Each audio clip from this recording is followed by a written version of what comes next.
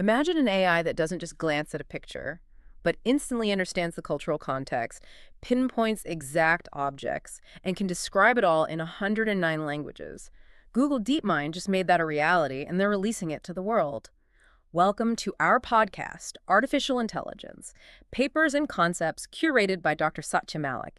And just a quick disclosure for you listening before we really get going. Both of the hosts guiding this deep dive today are actually AI generated. Yeah, and we have a really massive release to unpack today. You really do. DeepMind just dropped the paper for SigLIP too. And, just to give you a roadmap of where we're heading, this is a family of multilingual vision language encoders. Right. We're basically going to explore how they drastically improve the way AI understands images and text. It makes it, significantly better at localizing specific objects, natively processing different screen shapes, and it does all this across a massive array of languages. The leap forward here is just profound. But I think to really appreciate what DeepMind pulled off, we need to look at the baseline first. Yeah, Like for the last few years, the standard way to teach an AI to see was through contrastive learning. Right, which was really popularized by models like OpenAI's SigLIP. Contrastive learning is essentially a massive matching game. A matching game. Yeah, like you take billions of images and their corresponding text descriptions from the internet. The model looks at a batch of images and a batch of captions, and its entire job is to pull the correct pairings closer together in its mathematical space while pushing the incorrect ones apart. Which works beautifully for high-level concepts, right? I mean, you show it a picture of a golden retriever in a park, and it successfully matches it to the caption, golden retriever in a park. Exactly. But there's a ceiling to that approach. Right, because it treats the entire image as one single global concept. Yep. If you ask that standard model, okay, but where exactly are the dog's paws? Or, can you outline just the frisbee in the background? It completely fails. It knows the what, but it has absolutely no idea about the where. And that limitation comes from the loss function. The mathematical rule that tells the model how wrong it is during training. Exactly. Older models use something called a softmax loss. It's like a multiple choice test where only one answer can be right. Which takes a ton of compute to run. Oh, massive amounts. It looks at an image and asks which one of these thousands of captions is the single best fit. Computing that across millions of images requires an enormous amount of memory because every image has to be compared against every caption in the batch simultaneously. This podcast is sponsored by BigVision.ai, a consulting and product development company that helps companies of all sizes build computer vision and AI solutions. You can reach them at contact@bigvision.ai. Now, you mentioned the memory bottleneck with that old loss function, and that brings us to the SIG in SigLIP 2, right? Which stands for sigmoid loss. Yeah, the researchers fundamentally changed the math in the first version of SigLIP, and they carry it forward here. How so? Well, sigmoid loss doesn't treat the batch as a multiple choice test. It treats every single image text pairing as an independent true or false question. Like, does this image match this text, yes or no? Exactly. Does it match the next one? Yes or no? Because you aren't calculating probabilities across the entire batch all at once, you save massive amounts of memory. Wow. And that memory savings is what allows you to train on unprecedented amounts of data. So the sigmoid loss gives them this hyper-efficient baseline for global understanding. But we still have that problem, right? The model still doesn't know where the dog's paws are. Right, it's still missing that local context. Yeah. Older models are basically like a librarian who can tell you a book is generally about dogs, but that's it. Exactly. It's like a student who learned a language using only basic flashcards. They can identify a dog, but they don't really grasp the scene. But SigLIP 2 introduces a new mechanism, a decoder called LUCA. LUCA, yeah. It turns that AI into a librarian who opens the book, points to paragraph 3 on page 42 and says, here is the exact sentence where the dog wags its tail. It's like giving that flashcard student a magnifying glass. That's a great way to put it. So LUCA stands for localized captioning. It's a decoder layered directly into the training recipe that actually predicts bounding boxes. Hey, bounding boxes? Yeah, they train it on grounded captioning tasks. That means the model is fed descriptions that include specific coordinate geometries for the objects being described. Okay, so it's literally forced to learn the spatial relationships within the pixels. Yes, but they don't stop at bounding boxes. They also bring in self-supervised learning, specifically masked prediction. Oh, right. For you listening, masked prediction is this fascinating technique where you take an image, chop it up into a grid of patches, and literally hide or mask about 50% of them. You just blank them out. Right. And then you force the AI to reconstruct or predict what's missing based entirely on the surrounding context. Like if it sees half a dog's face, it has to infer the rest of the snout in the background. And by forcing the model to fill in those blanks, you prevent it from relying on easy global shortcuts. It really has to understand the local textures and structures. Makes total sense. And they actually combine this with another technique called self-distillation. Self-distillation. Yeah, this involves setting up a student network that only gets to see small, cropped local views of an image. Its goal is to match the feature representations produced by a teacher network that gets to see the full, uncropped global view. Okay, wait, I have to push back here though. Sure, what's up? We have sigmoid loss for global matching, loca for bounding boxes, masked prediction for local context, and self-distillation. If you throw all of these radically different training tasks together, doesn't the model risk catastrophic forgetting? Ah, Doesn't it become a jack of all trades, but master of none? that's a totally fair question, and it's actually the central tension of the paper. Mm-hmm. But their solution is really elegant. It's staggered training. Staggered, like they don't do it all at once. Exactly. They don't bombard the model with every task from step one. They let the model train purely on the basic image-text alignment for the first 80% of the training cycle. Oh, I see. It's like teaching someone the basic vocabulary of a new language before you start drilling them on complex grammar and regional dialects. That's exactly it. Only after it has a rock-solid foundation of global semantic understanding do they introduce the self-distillation and masked prediction losses for the final 20%. So it retains its general classification skills. Right. The benchmark results prove this staggered approach works. The model retains all of its zero-shot classification skills, but it gains incredible capabilities in what we call dense features. Let's define dense features for the listener, because I think it's a critical concept here. We aren't just talking about identifying objects anymore. Dense features mean the AI understands the image at a pixel-by-pixel level. Right. We're talking about tasks like semantic segmentation. That's where the AI assigns a specific class label to every single pixel, like coloring the entire dog blue, the grass green, the sky yellow. Or depth estimation, right. Where the model infers the 3D structure of a 2D image, figuring out that the dog is 3 feet away and the trees are 50 feet away. Exactly. And when evaluated on these dense prediction tasks, the frozen representations from SigLIP 2 outperform previous open source models by a massive margin. It's mastering the big picture and the microscopic detail simultaneously. But let's shift gears a bit, because having established how the model learns, we need to look at how it handles the physical reality of data. Right, understanding the pixels is only half the battle. Yeah, because the real world is incredibly messy, and one of the most frustrating limitations in computer vision has always been aspect ratios. Ah, yes, the classic square peg, round hole dilemma. Exactly. We spent years forcing images to fit the AI by squishing them into squares rather than building an AI that fits the image. It's true.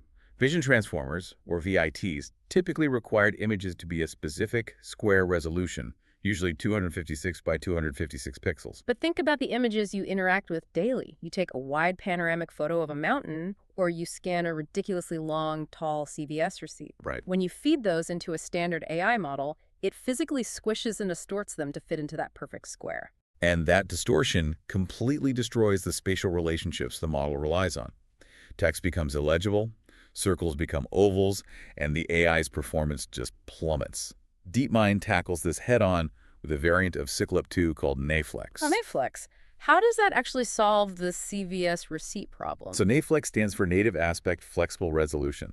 It merges ideas from two previous innovations. Okay. Vision transformers work by chopping an image up into a grid of patches. A standard model forces a strict 16 by 16 patch grid, which is why everything has to be square. Right, the rigid grid. But NAFLEX dynamically adjusts the grid. If you feed it a tall receipt, it might process it as a grid that is 4 patches wide and 40 patches tall. Oh, wow. Yeah, it processes the image at its native aspect ratio while keeping the distortion as mathematically close to 0 as possible. That is huge for document understanding. I mean, if the letters aren't squished, the AI can actually read them. And the benchmarks reflect that immediately. On tests like DocVQA, Document Visual Question Answering, and Screen 2 Words, which evaluates an AI's ability to understand user interfaces on phone screens, the NAFLEX variant shows a massive advantage. That makes total sense. It preserves the legibility of the text and the layout. Exactly, which is pretty much impossible for the square models. Which raises an obvious question, though. If NAFLEX is the superior dynamic architecture that respects the true shape of the world, why isn't it just the default for every single benchmark? Why do the square models even exist in the SigLIP2 family? It's a fair point, but, well, context dictates the best tool. While NAFLEX dominates on documents and screens, the paper clarifies that for standard natural images like typical photographs used in the ImageNet benchmark, the fixed-resolution square models actually still perform slightly better. Wait, really? Why would a distorted square model beat the dynamic one on natural photos? It comes down to a hyper-optimization technique they applied specifically to the smaller square models. It's something called active data curation, or ACID. Okay, ACID. Let's unpack active data curation, because this gets into how they made these incredibly small models so powerful. Right, because the NAFLEX architecture requires a very complex training mechanism to handle the dynamic patch grids. Because of that complexity, they couldn't efficiently apply the ACID technique to it. Got it. And when we talk about AI today, we're usually talking about behemoths with hundreds of billions of parameters, right? Requiring massive cloud server farms. But SigLIP2 includes a model, the VITB, that is only 86 million parameters. Yeah, an 86 million parameter model is small enough to run entirely locally on the smartphone in your pocket without ever connecting to the internet. That's incredible. But to make a model that small perform at state-of-the-art levels, you can't just feed it raw, unfiltered internet data. You have to feed it the most potent educational data possible. That is what AC does. So how does the AI know what data is actually educational? They use a massive 1 billion parameter teacher model to score the training examples based on their learnability. Learnability. Yeah. The teacher model looks at an image-text pair.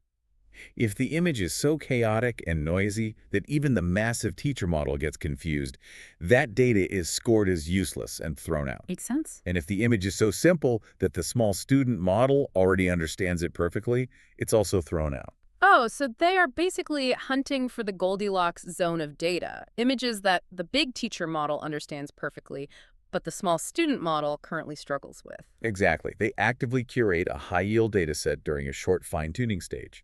Distilling the knowledge of what constitutes high-quality data from the teacher down to the student. Precisely.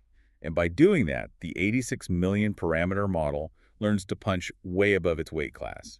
It learns the core visual concepts without wasting its limited parameter capacity on noise. That really explains why the small square models are still so competitive for general classification. It really does. Now, we've discussed how SigLIP2 adapts to the physical diversity of images, like aspect ratios, but that naturally flows into how it adapts to the cultural and linguistic diversity of the humans actually creating those images. This is a really critical evolution. The internet is not just English, obviously. Yeah.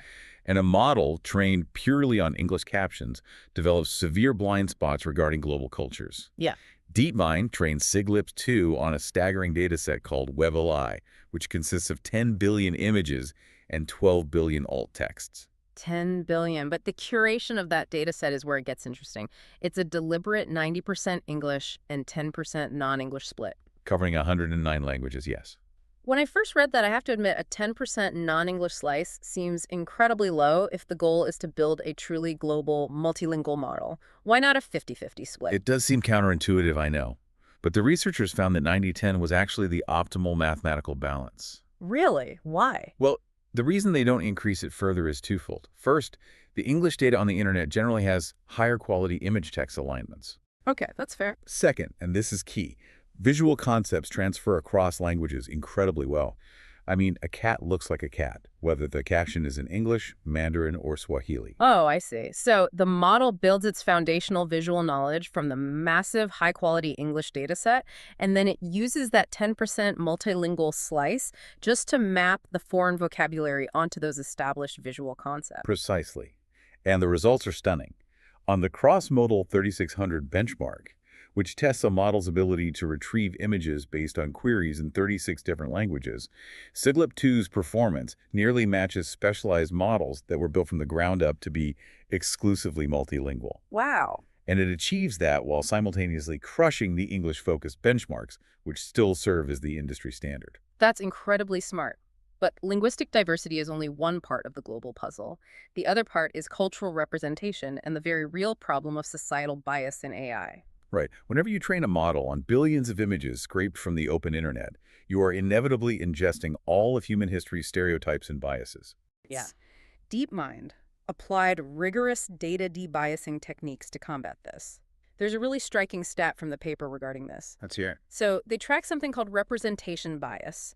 This metric measures the tendency of a model to take a completely random neutral object, say, a generic power tool or a kitchen appliance, and arbitrarily associate it with a specific gender group. So it's the AI hallucinating a connection that doesn't actually exist in the image itself, purely because of statistical baggage in the training data. Exactly. In the previous version, the original SigLIP model, the representation bias was roughly 35.5%. Wow, 35.5. Yeah, it had a highly problematic hard-coded preference to make those biased associations. But for the SigLIP 2 L16 model, by applying these aggressive data filters and debiasing techniques, that representation bias plummeted to just 7.3%. Down to 7.3%. That is a monumental shift. It really illustrates that cleaning the training data isn't just about making the model fairer in some abstract philosophical sense. It's literally like putting a pair of properly prescribed glasses on the AI. That's a perfect analogy. It makes the model's vision of the real world more accurate and high fidelity. It stops hallucinating stereotypes and starts seeing the pixels for what they actually are. The data supports that perfectly. You see this improved fidelity in geographically diverse benchmarks, too. They tested SigLIP 2 on Dollar Street. Which is a data set that maps everyday objects by income levels across the globe, right? Yes, exactly. And they also tested on GOD, a data set specifically designed for global geolocalization. Because a living room in a high-income neighborhood in New York looks very different from a living room in a rural village in Southeast Asia, even though they're both technically living rooms. And older models routinely failed on those diverse data sets because they over-indexed on Western high-income contexts. SigLIP 2 showed significant measurable improvements in accurately recognizing objects across entirely different global and economic contexts.